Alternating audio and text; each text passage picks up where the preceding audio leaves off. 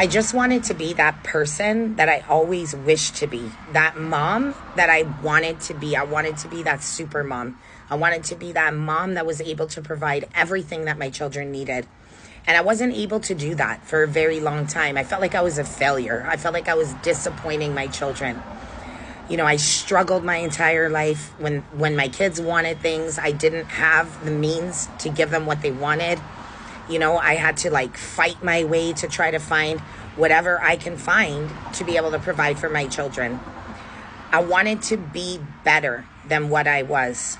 And now my side hustle helped me do that.